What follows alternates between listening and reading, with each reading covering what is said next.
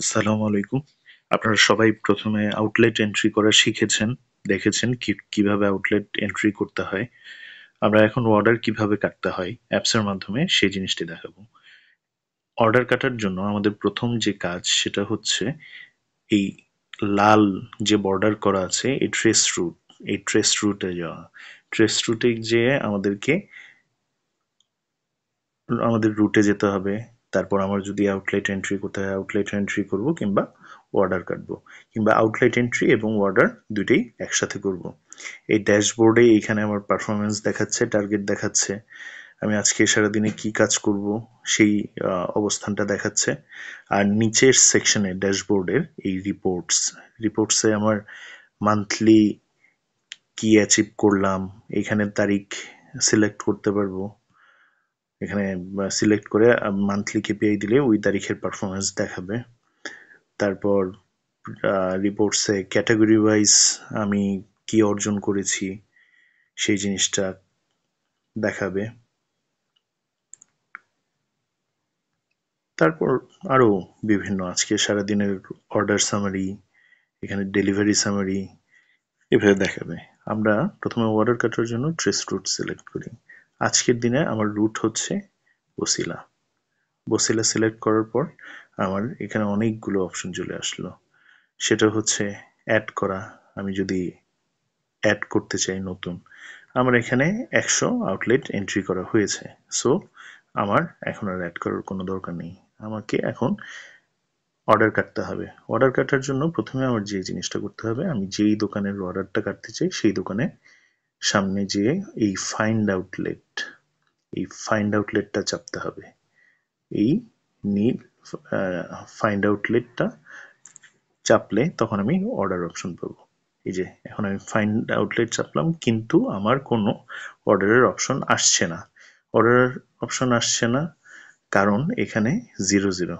আপনারা দেখতে পাচ্ছেন যে এখানে আকাশ আহমেদ কন্টাক্ট নাম্বার, মানে এই আউটলেটের মালিকের নাম আকাশ আহমেদ, তার মোবাইল নাম্বার আছে, কিন্তু তার নিচে যে লোকেশন আছে এটা 0।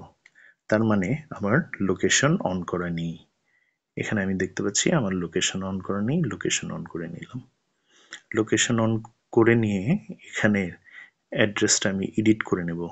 যদি আমি এখন আকাশ পান বিতানের সামনে আছি, তাই এটা এডিট করলে আকাশ পান বিতানের অ্যাড্রেস আপডেট হয়ে যাবে। এই যে এখন আমি ফাইন্ড আউটলেট দিই, তখন সেলস অর্ডার অপশন চলে আসবে। এইখানে নিচে আমার ল্যাট লং দিয়ে অ্যাড্রেস দেখাচ্ছে। যদি এরকম 0 থাকে সেক্ষেত্রে এডিট করে নিতে হবে, আর পরবর্তীতে আর এডিট থাকবে না। সো এখনই এই সমস্যার সমাধান করে নিতে হবে। তারপর আমাকে অর্ডার করতে গেলে সেলস অর্ডারে ক্লিক করতে হবে। সেলস অর্ডারে ক্লিক করলে প্রথমে আমরা এই লাল লেখাটা পড়ব। এই মুহূর্তে আমাদের দোকানে কোন কোন পণ্য আছে এই কাভারেজটা আপডেট দিতে হবে। যে কোনো দোকানে অর্ডার কাটার ক্ষেত্রে প্রথমে গিয়ে আমি কাভারেজটা দেখবো, জানবো। সেই জন্য আমার এখানে যদি যে পণ্য থাকে সে পণ্য আমি সিলেক্ট করব। যদি কোনো পণ্য না থাকে সেই ক্ষেত্রে নো প্রোডাক্ট কভারেজ দিব। এটা দিয়ে আমি কি করব, আমার কাভারেজ আপডেট এটা ক্লিক করব। তখন আমার কাভারেজ আপডেট হয়ে গেছে, ওই দোকানে আমার কোনো প্রোডাক্ট ছিল কি না। ঠিক আছে, এখন এখানে লাল লেখাটা আমরা পড়ি। এখানে লেখা আছে অর্ডার না হলে নিচের কারণ নির্বাচন করে নো চাপুন। নিচে যে কোনো একটা কারণ নির্বাচন করতে হবে যে এই কারণে অর্ডারটা হয় নাই, প্রিভিয়াস প্রবলেম নট সলভিয়েট, তারপর আউটলেট ক্লোজড, এমনও হতে পারে আউটলেটটা ক্লোজ থাকতে পারে, সেক্ষেত্রে আউটলেট ক্লোজ সিলেক্ট করব। আর কি করব, নো বাটন চাপবো যদি অর্ডার না হয়, আর অর্ডার হলে তো ইয়েস চাপবো। সো এখন আমার অর্ডার হয়নি, আউটলেট ক্লোজ বলে নো চাপলাম। এখন কি করতে হবে, নো চাপার পর আমার এই আউটলেটের কাজ শেষ। এখন আমি ক্লোজ মেমো নিচের সবার নিচে এই ক্লোজ মেমো চাপবো। ক্লোজ মেমো চেপে এই দোকানের কার্যক্রম শেষ করব। আমি দেখতে পাচ্ছি কি এখানে ভিজিটেড লেখা আছে, আর ভিজিটেড কিন্তু অর্ডার হয়নি, কারণ কি আউটলেট ক্লোজড, আপনারা সবাই দেখতে পাচ্ছেন। এখন এক্ষেত্রে যদি এমন হয় যে আমার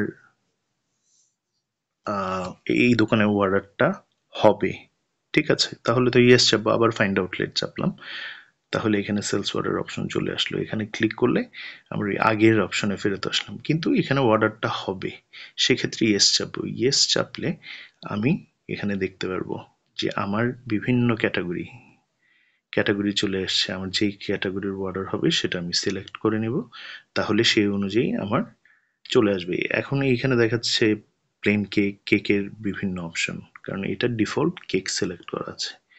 আমি এখানে ক্যান্ডি সিলেক্ট করলাম। ক্যান্ডিতে কি করলাম, যাওয়ার পর সিলেক্ট করার পর আমার এখানে ক্যান্ডি রেস্কিউ চলে আসলো। এই যে দেখুন সবাই, এখানে ক্যান্ডির স্টকটা আছে। যেখানে স্টক থাকবে না সেখানে অর্ডার কাটা যাবে না। এখানে স্টক আছে বলে এখানে আমি অর্ডার কাটতে পারবো। এই যে 5 পিস, এখানে সবকিছু পিসে হিসাব করতে হবে। অর্ডার কাটবো পিসে, স্টক দিব পিসে, হ্যাঁ, ডেলিভারি হবে পিসে। সো এখানে 5 পিস অর্ডার কেটেছি।